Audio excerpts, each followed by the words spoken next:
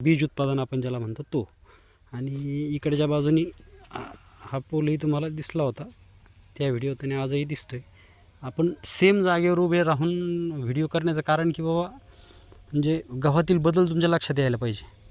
9 जानेवारी आणि आज 13 जानेवारी आहे, म्हणजे 4-5 दिवस झालेले आहेत. आणि 4-5 दिवसाच्या नंतर त्या दिवशी आपण तणनाशक घेतलं होतं आणि तणनाशक घेताना आपण व्हिडिओ केला होता. आज आपण नॅनो DAP आणि VSIचं मल्टी मायक्रोन्यूट्रन असा स्प्रे घेत आहोत.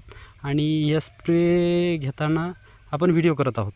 आता म्हणजे कुठलाही साईड इफेक्ट आलेला नाही गावावर तणनाशक मारल्याच्या नंतर. आणि तुम्ही बघू शकता गहू जोमाने वाढतो आहे. आता ह्या गव्हाला साधारण 1 महिना पूर्ण झाला आहे. कोरड्यात पेरून ते एक पाणी आणि नंतर एक पुन्हा पाणी देऊन आता पुन्हा आपण साधारण 8 दिवसांनी पुन्हा याला पाणी देणार आहोत.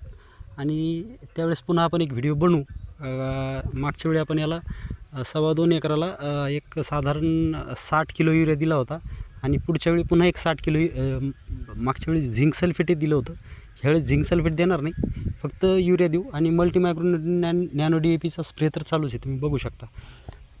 बघू आपण काय रिझल्ट येतात, तुमच्याही लक्षात येईल.